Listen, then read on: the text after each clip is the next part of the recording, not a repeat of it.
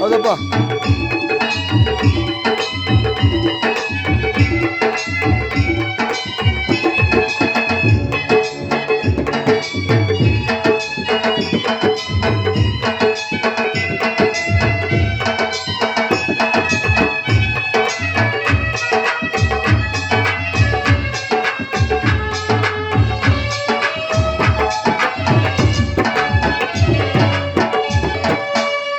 ಅರಮನೆಯಲ್ಲಿ ಹರಿದ ತುರುಗ ಅರಣ್ಯದಲ್ಲೇ ತಂದೆ ಬೀದಿರು.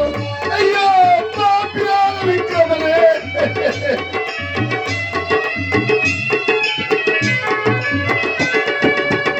ಅರಮನೆಯಲ್ಲಿ ಹರಿದ ತುರುಗ ಅರಣ್ಯದಲ್ಲೇ ತಂದೆ ಬೀದಿರು.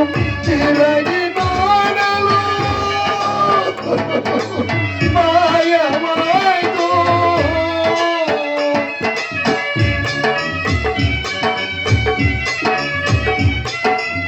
ತಿರಗಿ ನೋಡಲು ಮಾಯವಾಯ್ತು. ಏನಿದು ಮಾಯೆಯು ನ ಕಾಣಲು, ಏನು ಮಾಯವು ದೇವಾ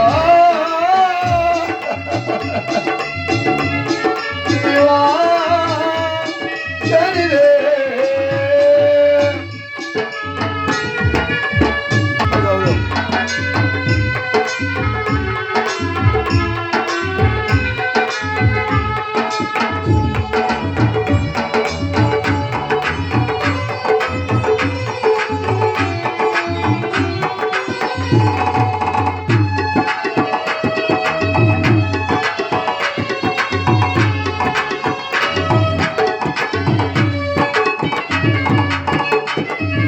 ಕಾಡಿನ ಮರವೇ ಅರಮನೆಯಾಯ್ತು, ಕಾಡಿನ ಮೃಗಗಳೇ ಪ್ರಜೆಗಳು ನಾಡರು.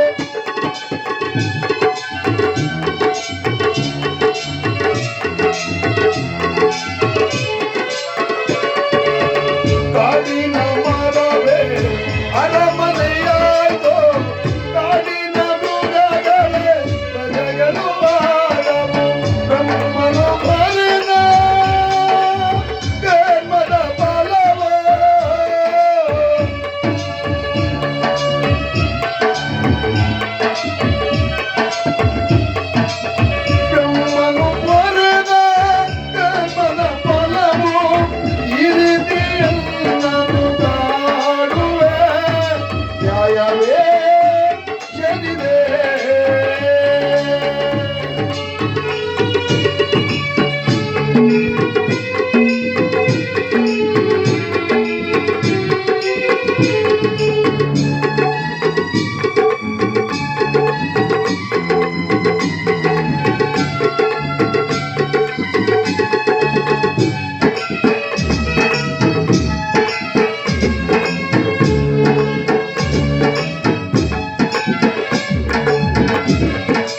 ವಿಕ್ರಮರಾಜ ದುಃಖವನ್ನು ಮಾಡುತ್ತಾ ಆ ಮರದ ಅಡಿಗೆ ಹೋಗಿದ್ದಾನೆ. ಅಷ್ಟರಲ್ಲಿ ಪಶ್ಚಿಮ ದಿಕ್ಕಿನಲ್ಲಿ ಸೂರ್ಯ ಪರಮಾತ್ಮನು ಹಸ್ತನಾಗಿದ್ದಾನೆ.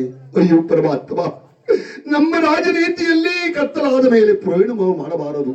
ಈಗೇನು ಮಾಡಲಿ? ನಾನು ಈಗ ಎಲ್ಲಿ ತಾನೇ ಹೋಗಲಿ? ಇರಲಿ ಪರಮಾತ್ಮ, ಈ ಮರದ ಎಲೆಗಳನ್ನ ಹಾಸಿಗೆಯಾಗಿ ಮಾಡಿಕೊಂಡು ಆ ಮರದ ಬೇರನ್ನ ತಲದಿಂಬಾಗಿ ಮಾಡಿಕೊಂಡು ನಾನು ಇಲ್ಲಿಯೇ ಮನಿಕೊಳ್ಳುತ್ತೇನೆ ಎಂಬುದಾಗಿ ವಿಕ್ರಮರಾಜ ಆ ಮರದ ಎಲೆಗಳನ್ನ ಹಾಸಿಗೆಯಾಗಿ ಮಾಡಿಕೊಂಡು ಪಕ್ಕದಲ್ಲಿರ್ತಕ್ಕಂತಹ ಬೇರನ್ನ ತಲದಿಂಬ ಮಾಡಿಕೊಂಡು ನಿದ್ದೆಯನ್ನು ಮಾಡುತ್ತಿದ್ದಾನೆ.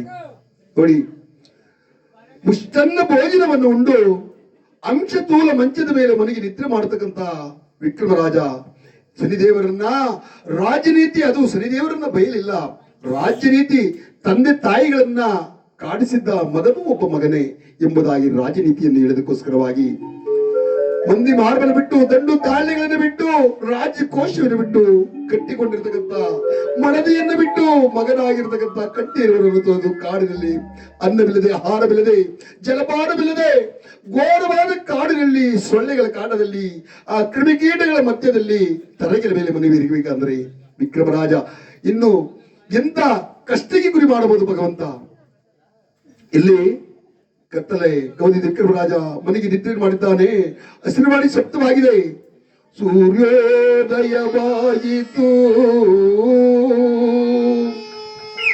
ಅಕ್ಷಿ ಪಕ್ಷಿಗಳಾಡುತ್ತಿವೆ,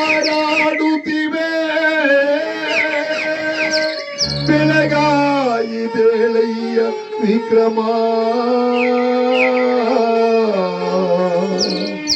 ವಿಕ್ರಮ.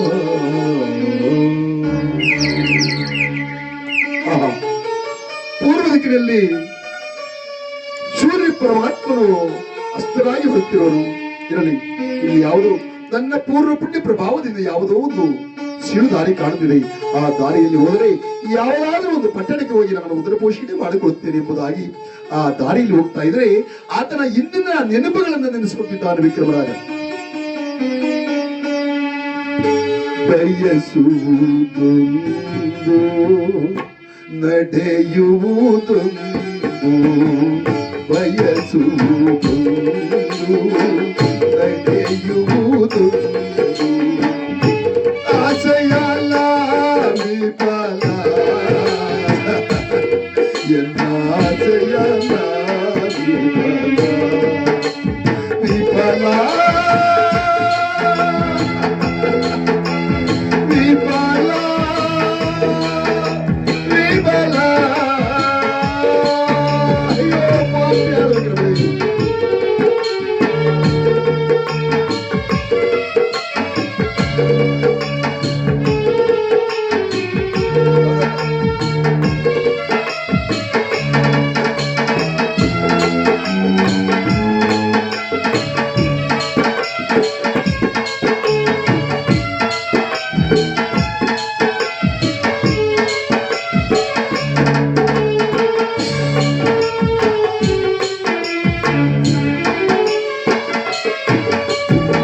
ಶುಭ ಬಯಸಿ ನಾನು ಬಂದು ಈಗ ದೂತಕ್ಕೆ ಗುರಿಯಾದೆನೆಯ. ಅಯ್ಯೋ ಭಗವಂತ,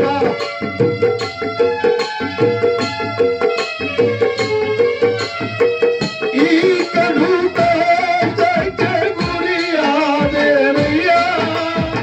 ಕರ್ಮದ ಫಲವೋ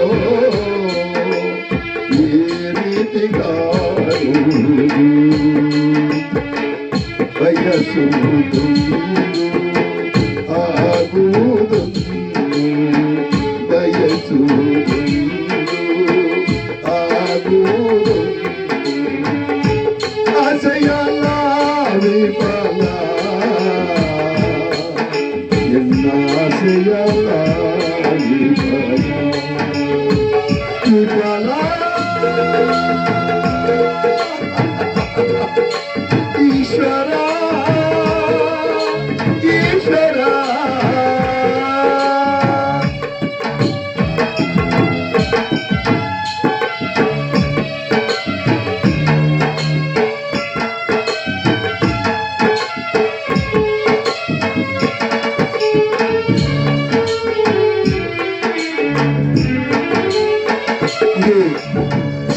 ದುಃಖ ಮಾಡುತ್ತಾ ವಿಕ್ರಮರಾಜ ಹೋಗತಕ್ಕಂತ ಹಾದಿಗೆ ಆತನಿಗೆ ಒಂದು ಗ್ರಾಮ ಕಂಡು ಬಂದಿದೆ. ಆ ಗ್ರಾಮ ಯಾವುದು? ಆ ಪಟ್ಟಣ ಯಾವುದು? ಶಾಮವೇದ ನಗರ. ಆ ಶಾಮವೇದ ನಗರದಲ್ಲಿ ಮುತ್ತು ರತ್ನ ವ್ಯಾಪಾರಿ ನೋಡಿ, ಅಲ್ಲಿ ಚಂದ್ರಸೇನ ಮಹಾರಾಜನ ಬಿಟ್ಟರೆ ಎರಡನೇ ಸಾಹುಕಾರ ಮುತ್ತು ರತ್ನಗಳನ್ನು ವ್ಯಾಪಾರ ಮಾಡತಕ್ಕಂತ ಆ ನಂದಯ್ಯ ಶೆಟ್ಟಿ ಆತನ ಪದ್ಧತಿ ಏನಪ್ಪಾ ಅಂದ್ರೆ ಬೆಳಗಿನ ಜಾವ ಎದ್ದು ಸ್ನಾನ ಸಂಧ್ಯಾದಿಗಳನ್ನು ಮುಗಿಸಿಕೊಂಡು ಅಶ್ವತ್ಥಕಟ್ಟೆ ಪ್ರದರ್ಶನ ಮಾಡಿ ಅನಂತರ ಅಂಗಡಿ ಮುತ್ತಿನ ವ್ಯಾಪಾರವನ್ನು ಮಾಡಲು ಅಂಗಡಿಯನ್ನು ಬಾಗುತ್ತಾ ಇರ್ತಕ್ಕಂಥ ಪದ್ಧತಿ. ಅದಿನ ಸೋಮವಾರ ಆದ್ದರಿಂದ ಬೆಳಗಿನ ಜಾವ 5 ಗಂಟೆಗೆ ಎದ್ದು ಸ್ನಾನ ಮಡಿಗಳನ್ನು ಮಾಡಿ ದೇವರ ಪೂಜೆಯನ್ನು ಮಾಡಿ ಅಶ್ವತ್ಥಕಟ್ಟೆ ಪ್ರದರ್ಶನಕ್ಕಾಗಿ ಅಶ್ವತ್ಥಕಟ್ಟೆಗೆ ಬಂದಿದ್ದಾರೆ.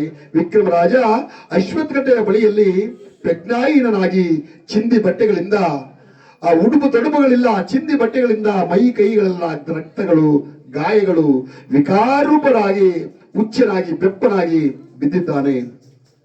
ಆತನನ್ನು ಅಶ್ವತ್ಥಕಟ್ಟೆ ಪ್ರದರ್ಶನ ಮಾಡಿಕೊಂಡು ಬರಬೇಕಾದ್ರೆ ಆ ನಂದಿ ಶೆಟ್ಟಿ ತನ್ನ ಭಾವನಾಗಿರ್ತಕ್ಕಂಥ ಬಾಮೈದನಾಗಿರ್ತಕ್ಕಂಥ ನಂದಿಗಿರಿ ಹೇಳಿದ್ರೆ, ಬಾಬಾ ಬಾಬಾ ಇವನ ಮುಖವನೋ ಇವನ ಮುಖವನೋ ಸಾರ್ವಭೌಮನಂತೆ ಕಾಣುವನು ಬಾಬಾ ಬಾಬಾ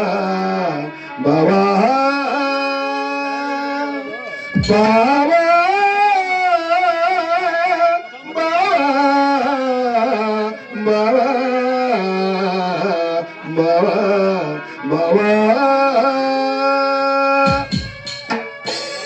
ಇಂದ ಸುಂದರನೋ ಬಾವಯ್ಯ ಇವನು, ಇಂದ ಸುಂದರನೋ ಬಾಬಾ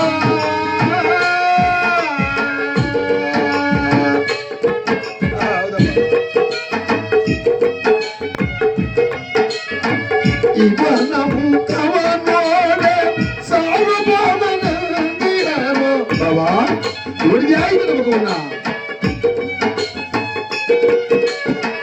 ಇವನ ಮುಖವ ನೋಡೆ ಸಾರ್ವಭೌಮನಂದಿರನೋ ಯಾವ ಪಟ್ಟಣ ತೊರೆಯೋ ಬಾಬಾ, ಯಾವ ಪಟ್ಟಣ ತೊರೆಯೋ ನಾ ಕಾಣೆ ಬಾಬಾ ಎಂದ ಸುಂದರನೋ ಬಾವಯ್ಯ ಇವನು, ಎಂದ ಸುಂದರನೋ ಬಾಬಾ.